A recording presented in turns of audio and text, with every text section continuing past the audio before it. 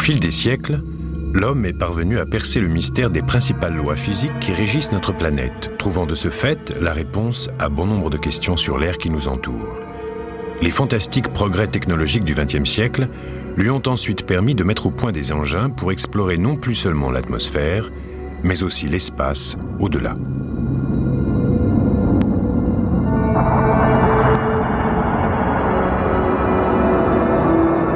Un grand nombre de vols non habités nous ont aidés à définir la composition de l'atmosphère et à mieux comprendre les phénomènes observés jusqu'alors, depuis la Terre uniquement. Les engins spatiaux ont évolué, allant vers toujours plus de sophistication. Mais en définitive, la première planète que les fusées nous ont permis de mieux connaître, c'est la nôtre.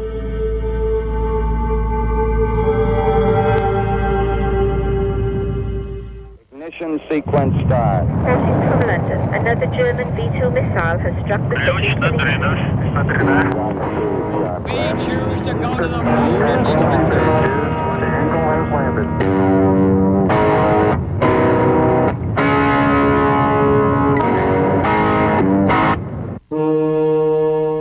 Les formidables progrès réalisés dans le domaine de l'aéronautique depuis ses débuts ont apporté à l'homme une connaissance approfondie de son environnement direct. Ainsi, nous savons désormais que l'atmosphère est une enveloppe gazeuse qui ceinture la planète et a de nombreuses influences sur notre monde physique.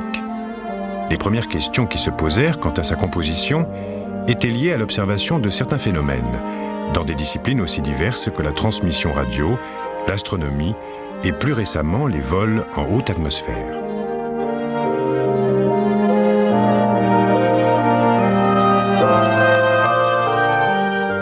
Une des premières observations atmosphériques remonte au début du XVIIe siècle et on la doit au célèbre astronome et mathématicien Blaise Pascal. Celui-ci découvre qu'un baromètre placé à des altitudes élevées indique une diminution de la pression atmosphérique. En 1901, un jeune Italien du nom de Guglielmo Marconi réalise la première transmission radiophonique à travers l'océan Atlantique.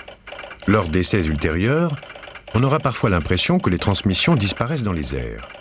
La tentative couronnée de succès de Marconi et celle moins chanceuse de certains autres rendent perplexes ingénieurs et physiciens. Un Anglais, Oliver Heaviside, émet l'hypothèse qu'une couche conductrice des zones supérieures de l'atmosphère est capable de véhiculer des transmissions sur de grandes distances. Il n'est pas loin de la vérité.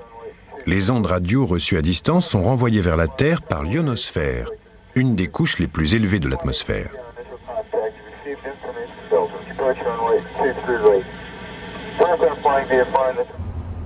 Heaviside et Arthur Edmond Kennelly du Carnegie Institute dirigent des signaux radio vers l'ionosphère afin d'en étudier la densité. Ils chronomètrent et enregistrent leur transmission, ce qui leur permet de découvrir que des signaux amplifiés à l'identique ne mettent pas le même temps pour revenir au sol. Ces résultats indiquent une variance au niveau de la région réfléchissante de l'atmosphère et pour en découvrir la cause, il faudrait pouvoir faire des observations en haute altitude. L'ionosphère, qui varie en altitude de 100 à 1000 km, est composée d'atomes ionisés.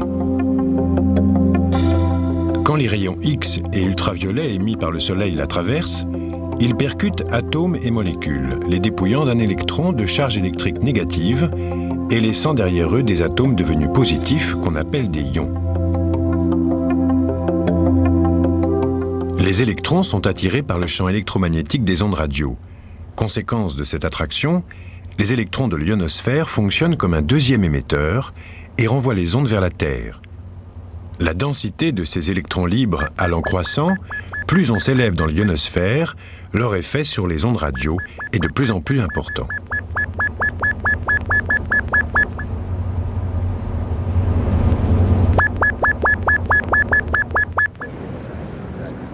Dans un essai de 1919, intitulé « Méthode pour atteindre une altitude extrême », Robert Goddard décrivait la fusée à carburant liquide comme un moyen d'étudier la haute atmosphère.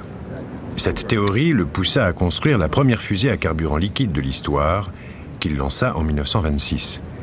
Mais la poursuite des recherches sur la propulsion par fusée allait être motivée moins par la volonté de recueillir des données scientifiques sur l'ionosphère que par des considérations beaucoup plus terre-à-terre et guerrières.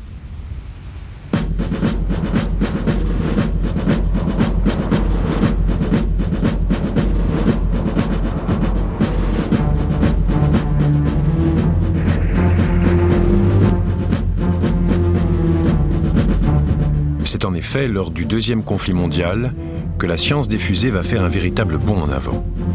L'armée allemande met au point des systèmes qui transportent des charges explosives de manière certes imprécise, mais extrêmement dévastatrice contre l'Angleterre, la Belgique, la France et l'Union soviétique.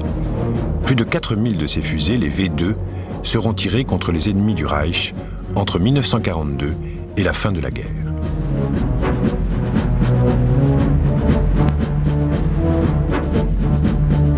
Angleterre, juin 1945.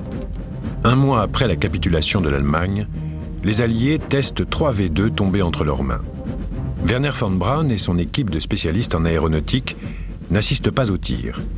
Comme la majorité des scientifiques allemands qui ont passé un contrat avec les Américains, il a déjà été transféré à Fort Bliss, au Texas. En revanche, le colonel de l'armée rouge, Sergueï Korolev, assiste au lancement.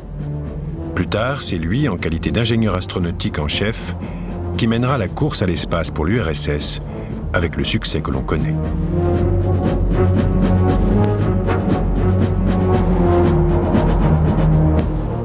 Américains et Soviétiques bâtirent de fait leurs programmes spatiaux sur les ruines du projet allemand. À l'issue de la Deuxième Guerre mondiale, 65 V2 ainsi que les notes de recherche sur ces engins furent en effet rapatriés aux États-Unis où ces V2 devinrent les premières fusées-sondes à être utilisées de manière suivie.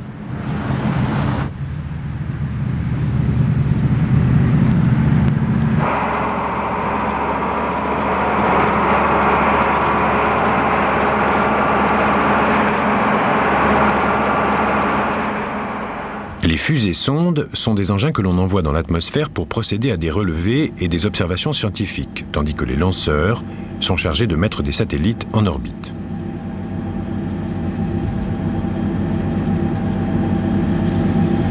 Les premières ébauches de fusées-sondes, qui précéderont les lanceurs d'une décennie, datent du milieu des années 40. Au fil des ans, ces engins conçus pour analyser l'atmosphère rempliront une mission certes moins spectaculaire que les lancements qui suivront, mais tout aussi crucial pour l'étude de l'air qui sépare la Terre du vide spatial.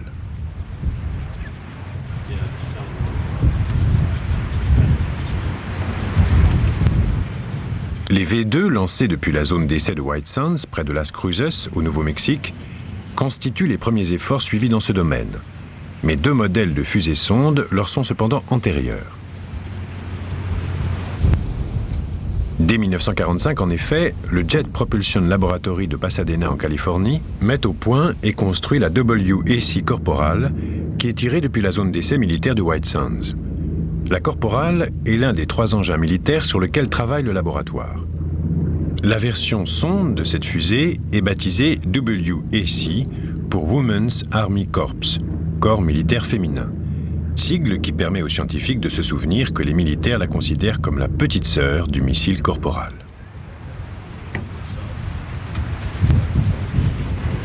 En mai 1948, la WAC Corporal établit un record d'altitude dans sa version Bumper, version où la WAC a été greffée sous forme de 2e étage sur le corps d'un V2. Après 4 échecs, la 5e Bumper WAC atteint l'altitude de 392 km. En 1946, James Van Allen, un physicien spécialisé dans l'étude des rayons cosmiques à l'université Johns Hopkins, lance de petites fusées depuis des ballons placés en haute altitude. Ces sondes ont pour but de mesurer le rayonnement cosmique et la densité de l'ozone.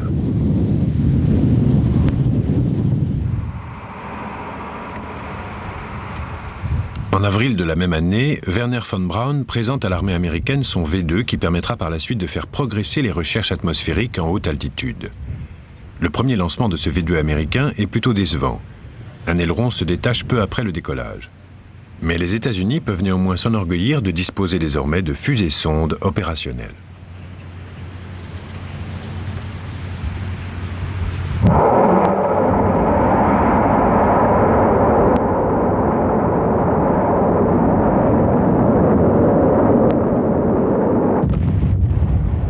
Deux mois plus tôt, un collège regroupant des spécialistes en astronomie et en physique, dont James Van Allen, a été créé pour mettre au point l'instrumentation scientifique devant équiper ces engins.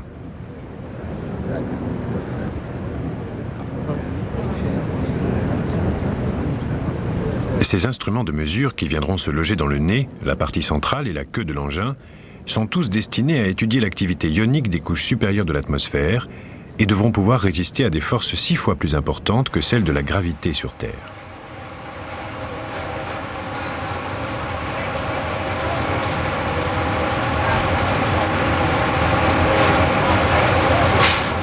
Au sommet du missile, le nez est pourvu d'un appareil baptisé Sunfollower, conçu comme son nom l'indique pour s'aligner sur le Soleil, quelle que soit l'orientation de la fusée, et équipé d'un spectromètre. Les trappes montées sur ses flancs sont prévues pour s'éjecter automatiquement à 40 km d'altitude. Et le spectromètre, alors à découvert, pourra mesurer les rayons ultraviolets émis par le Soleil. Sur un côté de la partie centrale, essentiellement réservée aux réservoirs d'oxygène liquide et d'alcool, on installe une chambre à brouillard et un voltmètre.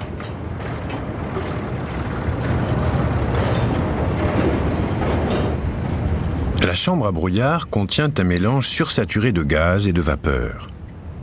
Lorsque les particules électriquement chargées la traversent, des ions se créent. La vapeur se condense alors autour de ces ions, indiquant ainsi le parcours des particules. Enfin, les ailerons contiennent des caméras et 2 antennes, l'une ionosphérique et l'autre télémétrique. La première retransmet vers le sol 2 fréquences harmoniquement reliées. Au moment où la fusée traverse l'ionosphère, un décalage de phase s'opère, dont l'importance est directement fonction de la densité des électrons et des ions, elle-même variable selon l'altitude. Quant à l'antenne télémétrique, elle envoie au sol les données captées par l'ensemble des instruments, tandis qu'un enregistreur les duplique, afin de produire une copie de secours en cas de perte de signaux.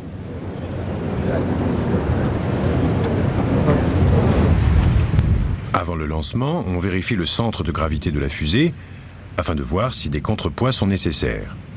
Il est en effet essentiel que la fusée soit bien équilibrée pour suivre la trajectoire de vol prévue. Ainsi repensé pour améliorer les connaissances sur l'ionosphère et les rayons solaires, le V2 est emmené vers le pas de tir dans le désert du sud-ouest des États-Unis sur un véhicule de l'armée allemande. Cette fusée, qui seulement quelques années auparavant était assemblée dans des usines secrètes par des ouvriers déportés dans le but de tuer des milliers de gens en Europe, est enfin devenue un instrument scientifique.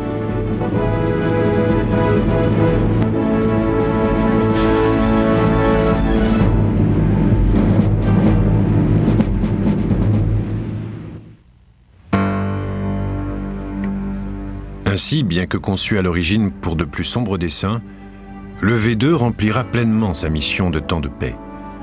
64 tirs sont effectués à White Sands, et à l'exception du premier, la plupart seront concluants. Le V2 atteindra régulièrement des altitudes de 100 km, pénétrant dans la couche de l'ionosphère dont les opérateurs radio se servent pour renvoyer leurs émissions. Et tous les vols, depuis le premier au printemps 1946 jusqu'au dernier en 1952, auront pour but l'étude de l'atmosphère.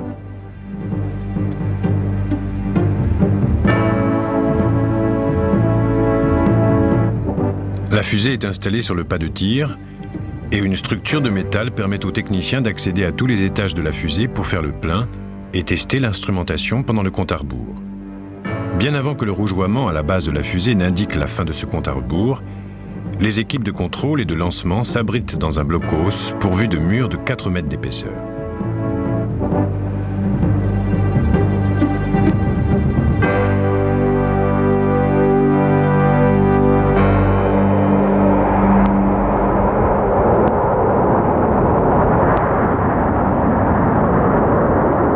L'atmosphère qui entoure notre planète se subdivise en plusieurs couches. Sur les 15 premiers kilomètres, la fusée traverse d'abord la troposphère, zone dans laquelle évoluent la plupart des avions de ligne. Puis elle continue à s'élever à plus de 6000 km/h et la friction de l'air génère une forte quantité de chaleur. Entre 15 et 30 km d'altitude, la fusée se trouve dans la stratosphère. La pression atmosphérique est de plus en plus faible. Entre 15 et 40 km se trouve l'ozonosphère. Plus haut, la radiation cosmique qui, à basse altitude, occupe le spectre infrarouge de la lumière, devient visible et atteint des niveaux semblables à ceux que l'on rencontre dans l'espace. À 45 km du sol, la pression atmosphérique n'est plus que le 10e de ce qu'elle est au niveau de la mer, et à 100 km, le 1/1000e.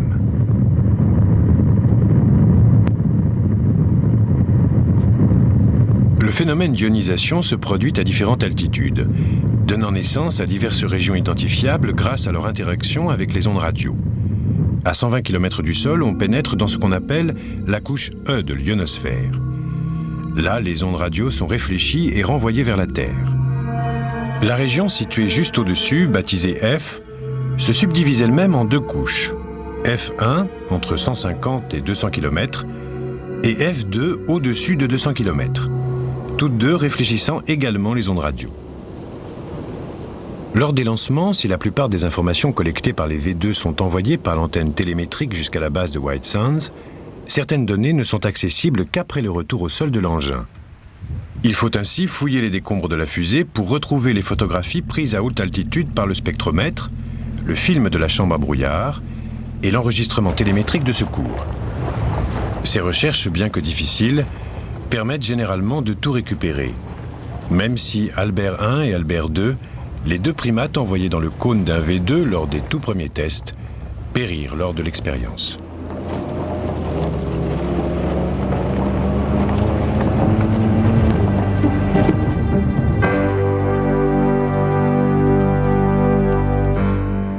Mais le stock de V2 n'est pas inépuisable, et il faut penser à construire une nouvelle fusée pour continuer à étudier la haute atmosphère. Le laboratoire de recherche de la marine a en réserve les plans de deux modèles qui avaient été envisagés avant que les États-Unis ne récupèrent des V2 allemands.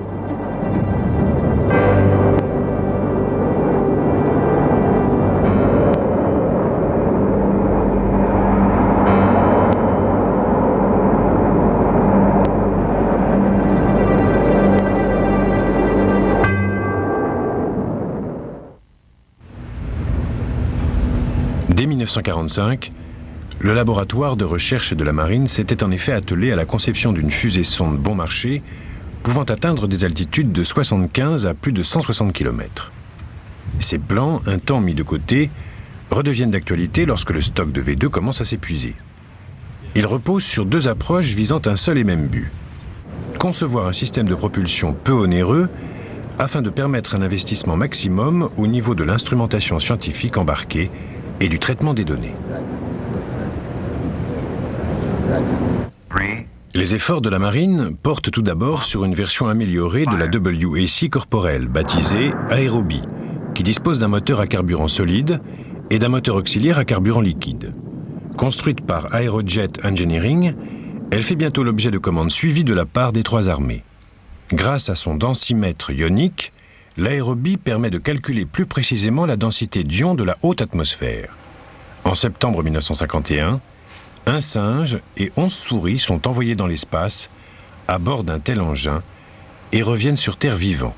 C'est une grande première. À l'heure où commence vraiment l'ère spatiale, preuve est faite avec l'Aerobie qu'on peut construire une fusée fiable pour un coût réduit. Cet engin continuera d'ailleurs à voler jusqu'en 1985. Le modèle Viking, bien que répondant au même cahier des charges, ne connaîtra pas une telle carrière. Le contrat de construction de cette fusée, baptisée à l'origine Neptune, revient à la compagnie Glenn Martin de Baltimore, dans le Maryland.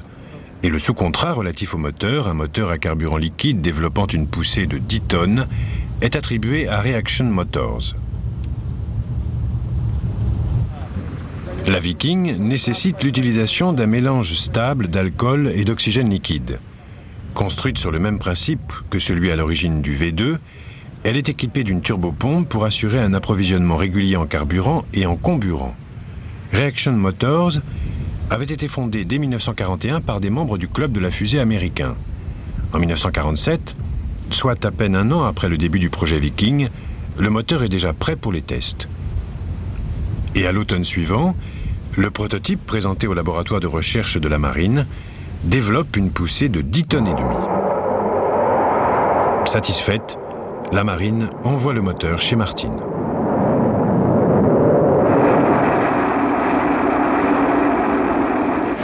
Version améliorée du V2, la Viking emporte des instruments eux aussi plus sophistiqués pour étudier la radiation cosmique, repérer les températures et effectuer photographie et spectroscopie à des altitudes supérieures à 75 km. Les spécifications techniques de la marine incluaient en effet l'emport d'une charge utile de 500 kg.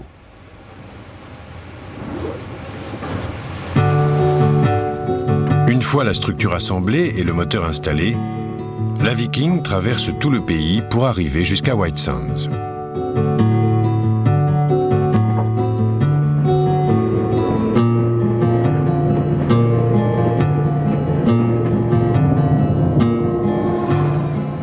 À son arrivée au Nouveau-Mexique, ses composants électriques sont recalibrés, les contrôleurs directionnels testés et on procède au branchement électrique de dernière minute.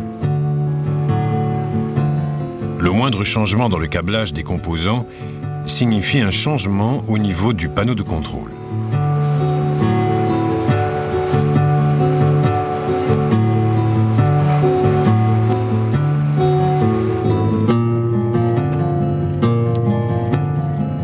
Une fois les instruments vérifiés et le contrôle pré-vol effectué, la fusée peut rejoindre le pas de tir. On remplit alors les réservoirs d'oxygène liquide, d'alcool et de peroxyde. Les hommes qui font le plein portent des vêtements de protection, car si le pourcentage de peroxyde contenu dans l'eau oxygénée à usage domestique est d'environ 5%, celui du produit utilisé ici avoisine les 100%, un taux très caustique pour la peau. La Viking est ensuite pesée, suspendue par un crochet fixé sur le portique. Il est en effet nécessaire de connaître son poids pour déterminer l'altitude de vol la plus élevée. Puis le portique qui permet les opérations de préparation, de vérification et de remplissage des réservoirs est tracté hors du pas de tir. 2 déclencheurs électriques à poudre sont insérés dans la fusée pour la mise à feu. La Viking est alors parée à décoller.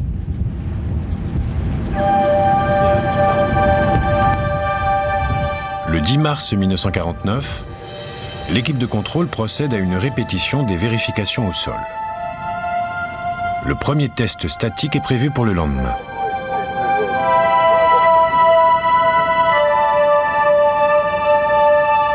Les ailerons de la fusée ayant été vissés au pas de tir, on procède à la mise à feu au-dessus d'une fosse remplie d'eau. Mais le test tourne court lorsqu'un jet de vapeur à la sortie d'une tuyère déclenche un incendie. La fusée est réparable, mais l'équipe est très affectée par ce revers. Le 28 avril, le deuxième test statique est interrompu lorsqu'on voit apparaître une fumée suspecte, mais cette fois-ci, il n'y a pas de feu. Et ces tests statiques sont plus que de simples essais de mise à feu. À l'instar du V2, la Viking n'est pas une fusée récupérable. En fin de vol, elle se désagrège pour ralentir sa chute et s'écrase. On procède donc pour chaque fusée à un essai à blanc avant le lancement, ce qui fournit à la compagnie Martin et à la marine des renseignements supplémentaires sur le fonctionnement des systèmes de contrôle.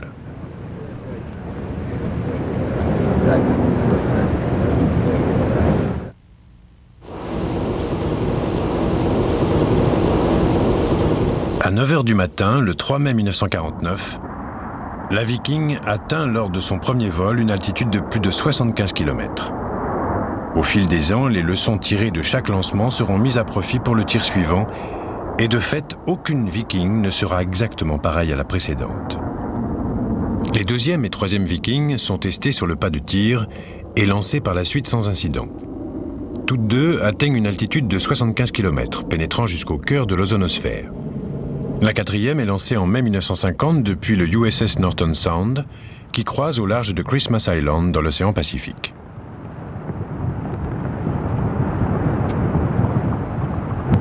Ce site a été choisi afin de ramener des renseignements sur la zone de l'atmosphère située au-dessus de l'équateur. La fusée, avec ses 450 kg d'instrumentation, monte à 159 km et parvient donc à enregistrer des données sur la radiation cosmique dans l'ionosphère.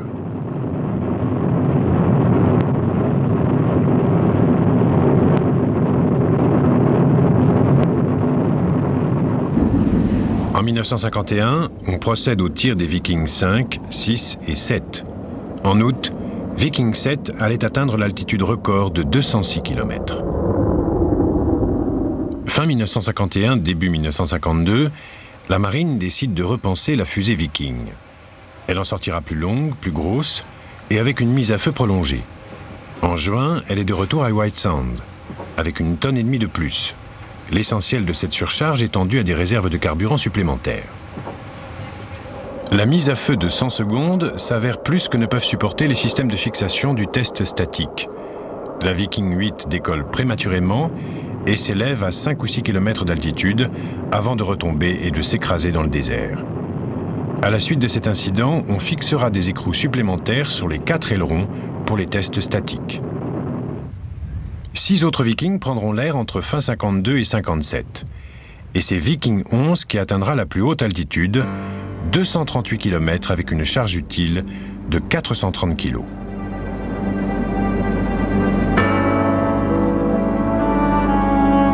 Les 2 dernières Vikings partiront de Cap Canaveral afin de tester des composants utilisés dans la construction du satellite Vanguard.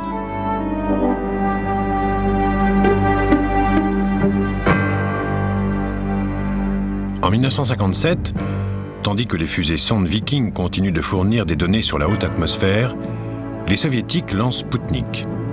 Les Russes viennent de battre les Américains en mettant au point une fusée pour envoyer de petits satellites en orbite. Les autorités américaines n'apprécient guère l'idée d'un satellite russe tournant autour du globe et font aussitôt porter tous leurs efforts sur des missions plus spectaculaires et la mise au point de lanceurs. La course à l'espace vient de commencer.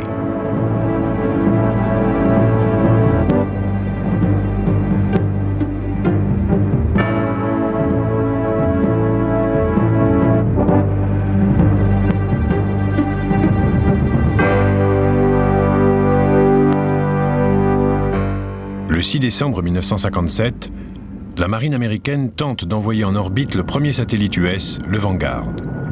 Mais le lanceur s'écrase quelques secondes après le décollage. Une partie de la presse fera ses choux gras de cet échec.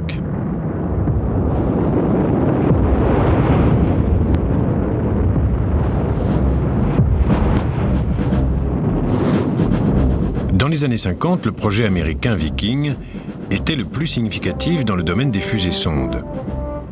Il fait prendre conscience à la communauté scientifique internationale de l'importance des recherches en haute atmosphère et à la fin de cette même décennie, les lancements se multiplient. C'est le début de la course à l'espace qui coïncide justement avec l'AGI, l'année géophysique internationale.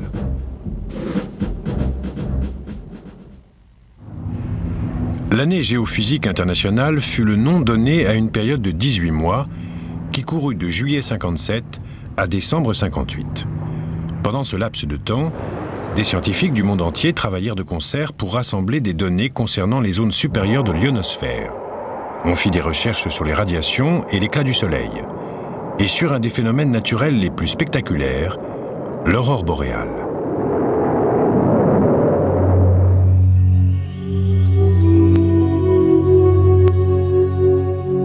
Les aurores boréales, aussi appelées aurores polaires, sont des phénomènes lumineux se produisant dans la haute atmosphère et qui, vus de la Terre, forment des motifs de lumière dans le ciel. Ces motifs apparaissent à des altitudes comprises entre 75 et 600 km dans ce qu'on appelle la zone aurorale, zone qui se crée au-dessus des pôles à la suite d'une interaction entre le champ magnétique terrestre et les particules électriquement chargées en provenance du Soleil. Les molécules et atomes contenus dans l'ionosphère absorbent les rayons X et ultraviolets du Soleil avant qu'ils n'atteignent la Terre. Ces ondes solaires, dans leur état primaire, c'est-à-dire avant qu'elles ne soient réfléchies par l'ionosphère, constituaient un des principaux sujets d'étude des scientifiques durant l'AGI. Churchill, dans la baie d'Hudson au Canada, est l'endroit rêvé pour observer les aurores boréales et envoyer des fusées pour étudier ce phénomène.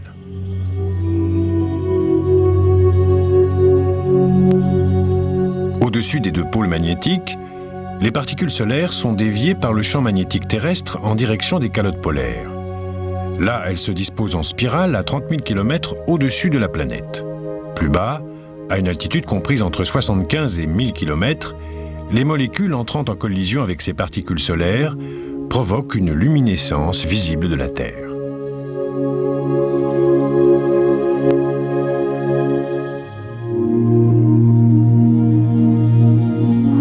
L'emplacement idéal de Churchill permet d'observer un accroissement de l'activité aurorale et plusieurs fusées d'observation sont envoyées à des altitudes allant de 75 à plus de 300 km.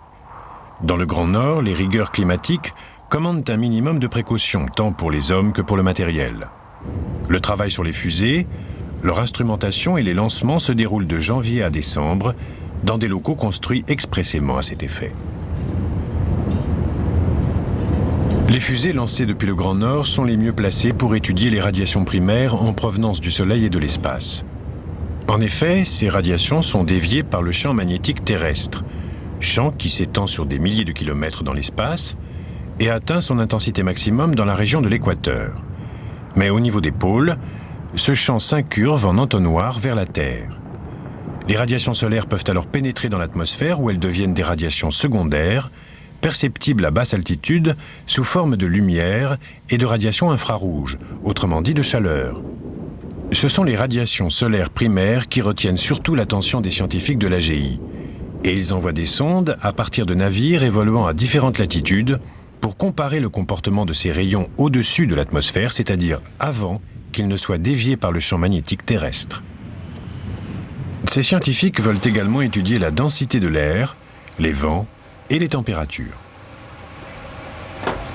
Pour mesurer la densité de l'air au niveau de la mer jusqu'à une altitude de 100 km, on éjecte au point le plus haut de la trajectoire d'une fusée une sphère de 3,5 kg dotée d'un émetteur. Pour mesurer l'activité des vents, on utilise une fusée comportant au niveau de sa coiffe 19 charges de poudre qui seront éjectées et mises à feu à intervalles prédéterminés. Au sol, des micros plus ou moins espacés enregistrent le temps que met le son de chaque détonation à leur parvenir, et ces décalages, suivant les micros, traduisent la présence de vent plus ou moins fort en haute altitude.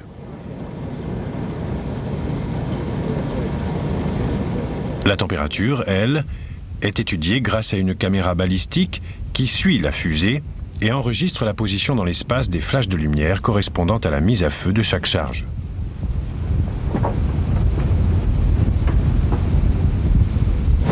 Les données rassemblées pendant l'AGI permirent aux scientifiques de se faire une idée beaucoup plus précise de l'atmosphère terrestre. Pour la première fois, on enregistra la présence de couches de courant électrique autour de l'équateur. La compréhension du type et de la quantité de radiation solaire frappant l'atmosphère s'améliora, et on mesura les courants électriques responsables des aurores boréales. Aujourd'hui encore, les fusées sondes restent un moyen bon marché pour étudier la haute atmosphère, mais c'est incontestablement dans les 10 ans qui suivirent la fin de la Deuxième Guerre mondiale qu'elles apportèrent leur plus importante contribution au savoir collectif humain. La fin des années 50 vit également la naissance d'une fusée d'un autre type, un avion piloté doté d'un moteur fusée. Surtout célèbre pour avoir fourni aux ingénieurs en aéronautique et astronautique une base de données sur la haute altitude et le vol hypersonique, cet appareil permit également de rassembler la haute atmosphère. Il s'agit du X-15.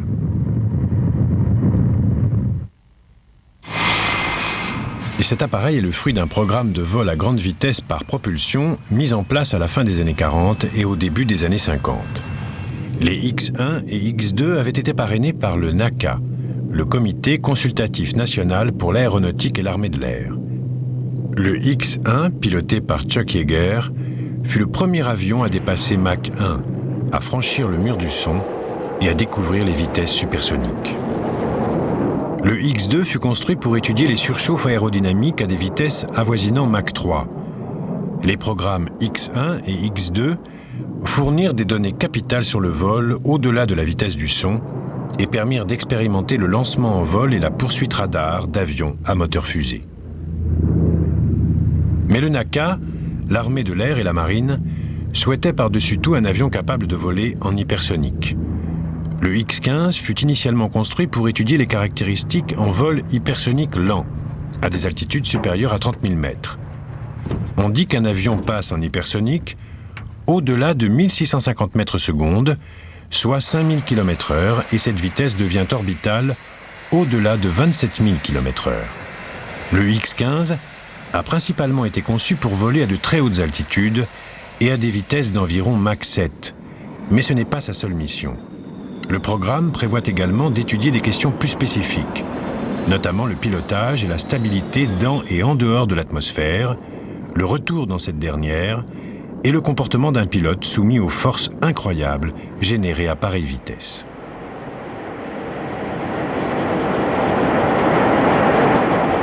La conception d'un fuselage capable de résister à ces vitesses fut l'un des premiers soucis. À très grande vitesse, la chaleur augmente énormément la structure de l'appareil, repoussant les molécules d'air hors de son chemin. Cet accroissement de température est le plus marqué au niveau des arêtes, le nez et les bords d'attaque des ailes. À Mach 6, soit environ 6000 km/h, la température monte jusqu'à plus de 600 degrés. Fin 1954, le NACA, l'armée de l'air et la marine, lancent un appel d'offres aux avionneurs pour la construction du X-15. Le modèle présenté par North American est retenu et en 1955, le travail commence.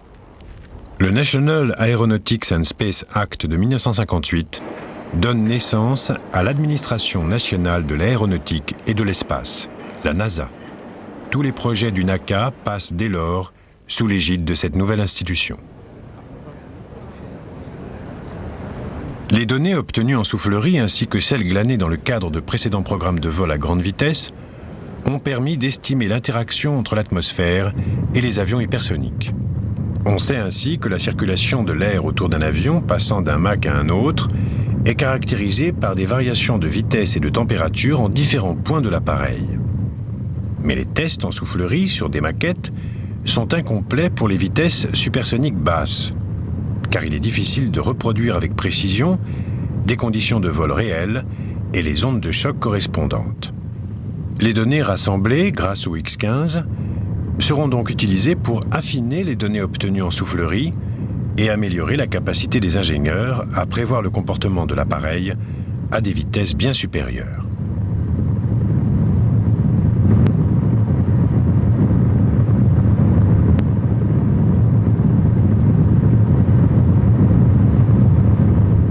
Le X-15 est recouvert d'un alliage nickel-chrome baptisé Inconel X, qui a la propriété de conserver l'essentiel de sa force structurelle jusqu'à des températures de 600 degrés. La structure interne de l'avion est faite d'un alliage acier-titane. Lors de ses 199 vols tests, le X-15, arrimé sous l'aile d'un bombardier B-52, sera lancé sur sa trajectoire grâce à deux moteurs fusées successifs, le XLR-11 puis le XLR-99. Tous deux fonctionnent avec de l'oxygène liquide et de l'ammoniac, et les deux composants sont introduits dans la chambre de combustion par une turbopompe fonctionnant au peroxyde. Le pilote peut moduler leur poussée entre 50 et 100% de leur capacité, et le deuxième propulseur, le XLR-99, développe une poussée maximale de près de 30 tonnes.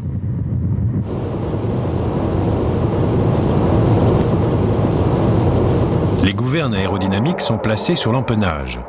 Les seules surfaces amovibles sont les bords de fuite des ailes et les volets de train d'atterrissage. Il n'y a ni aileron ni gouverne sur les ailes.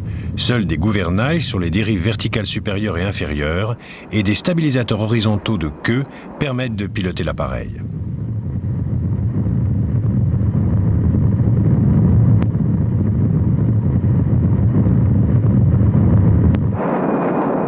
La frontière entre l'exosphère, la zone supérieure de l'atmosphère, et l'espace n'est pas une ligne clairement définie. Tout repose sur une question de densité.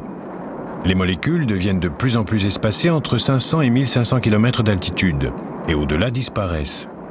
La majorité de l'air atmosphérique se dissipe aux environs de 30 km. Des astronautes ont décrit des altitudes où ils sentaient l'interaction entre l'atmosphère et leur engin, et les astronautes qui pilotent la navette lors de son retour sur Terre perçoivent la sensation de l'attraction de l'atmosphère aux alentours de 120 km. Étant donné l'altitude la plus élevée atteinte par le X-15 lors des vols tests, il est indispensable de prévoir un pilotage directionnel par jet gazeux. Deux jets à peroxyde assurent donc le contrôle en roulis, en tangage et en lacet, à une altitude où les gouvernes aérodynamiques ne fonctionnent plus en raison de l'absence d'air.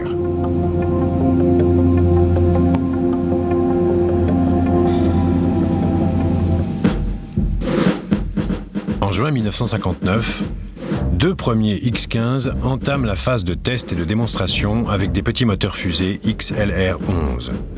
La majorité de ces vols seront pilotés par Scott Crossfield, qui a été pilote d'essai pour la NACA avant de passer chez North American Aviation, où il a joué un rôle majeur dans la conception et la mise au point du X-15. Grâce au XLR-11, l'altitude maximale atteinte par l'avion augmentera tout au long de l'année 1960. Plus puissant, le XLR-99 passe par la même période de mise à l'essai, de démonstration et d'augmentation du plafond de vol dans le courant de l'année 1961. Le X-15 est largué dans le nord du Nevada et doit rejoindre le sud de la Californie. Les vols réussis devaient suivre une trajectoire balistique précise avec une durée moyenne de combustion de 80 secondes, l'avion planant ensuite jusqu'à la piste d'atterrissage de la base militaire d'Edwards. Entre 1962 et la fin du programme en 1968, des expérimentations non aérodynamiques furent également menées dans le cadre des vols en haute altitude.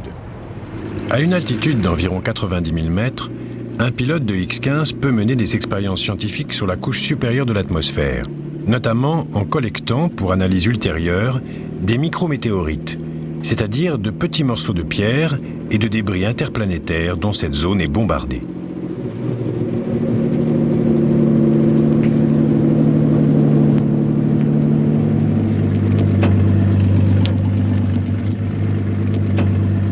L'équipement photographique embarqué permet de mesurer les rayonnements stellaires ultraviolets et la brillance du ciel. On étudie également la dégradation optique en vitesse hypersonique en photographiant des objectifs terrestres avec des appareils photo classiques et infrarouges.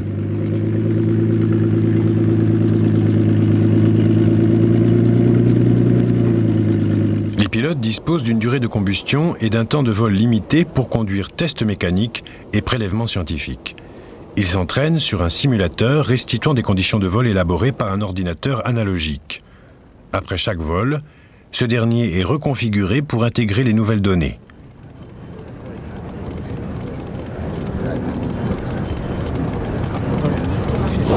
Les pilotes répètent également chaque vol à l'avance à bord d'un F-104 converti en simulateur. Robert Rushworth, Joe Walker, Robert White, Jack McKay accompagné de Bill Dana et Joe Engle effectuèrent la majorité des 26 vols à vocation scientifique du X-15. Le 22 août 1963, le lieutenant-colonel Robert Rushworth bat un record d'altitude, 354 200 pieds, soit 107 960 mètres. Avec plusieurs autres pilotes du programme X-15, il rejoindra plus tard le programme spatial américain. Le X-15 fut plus qu'utile au développement de ce programme. La rentrée dans l'atmosphère était un défi tant pour l'appareil que pour les pilotes, et les données rassemblées lors des expériences menées grâce au X-15 furent utilisées dans les 15 années qui suivirent pour la conception d'un lanceur récupérable. Si l'histoire a choisi de retenir son importance dans la mise au point d'appareils à grande vitesse et volant à très haute altitude, le X-15, grâce aux expériences qu'il a rendues possibles, a également permis de mieux comprendre l'atmosphère terrestre et les interactions entre la haute atmosphère et l'espace.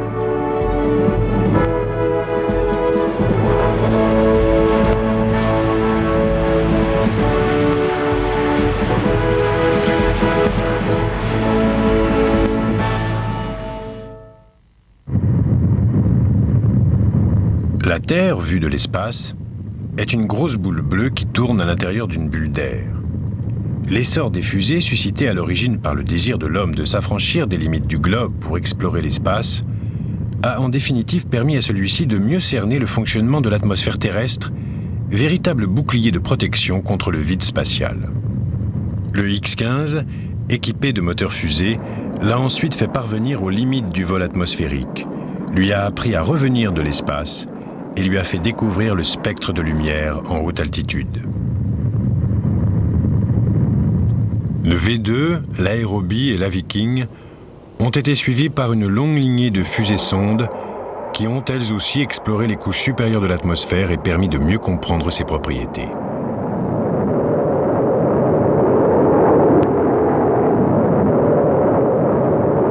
Au-delà de l'exosphère, c'est l'espace. Jusqu'à la fin des années 50, on pensait que ce n'était qu'un immense vide, occasionnellement traversé par des particules solaires. C'était avant les lanceurs. En 1958, le satellite Explorer 1 va modifier notre conception de l'espace. Il est placé en orbite par une fusée Jupiter-C, lancée de Cap Canaveral le 31 janvier. Avec cet appareil, l'armée, par l'intermédiaire du Jet Propulsion Laboratory, fait entrer les États-Unis dans l'ère spatiale. L'équipement d'Explorer, conçu par James Van Allen, permet de mesurer les niveaux de particules électriquement chargées rencontrées en orbite à une distance de 2300 km de la Terre.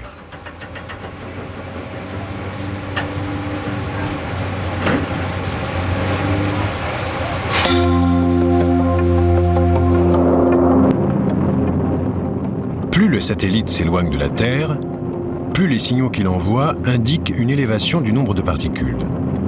Or, à haute altitude, au-dessus de l'équateur, les relevés tombent à zéro. Il faudra le lancement d'un deuxième satellite pour convaincre la communauté scientifique que ce sont bien des radiations qui viennent perturber leurs appareils. Preuve que l'espace n'est pas vide, mais plein de charges positives, des protons, et négatives, des électrons, d'hydrogène et d'hélium émises par le Soleil et qui sont absorbés par le champ magnétique terrestre. À l'origine, les scientifiques pensaient que ce champ était plus important au-dessus de l'équateur, sur 2 bandes baptisées ceintures de Van Allen. Mais des études ultérieures démontrèrent que la magnétosphère dont font partie ces ceintures protège notre planète des vents solaires.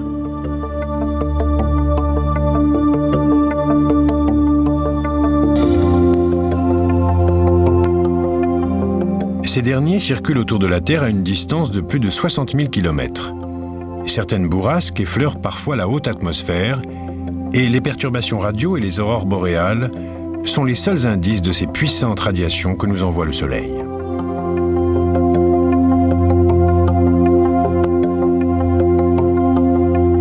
Les fusées-sondes et leurs missions complexes ont été éclipsées par les lanceurs de la fin des années 50 et des années 60.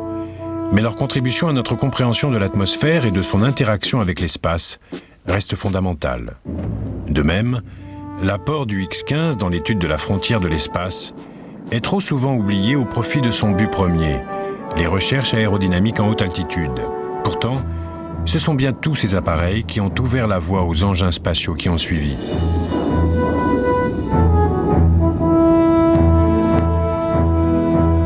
Plus important encore, ces fusées-sondes, ces satellites et ces avions ont permis de lever un coin du voile sur les mystères de l'atmosphère.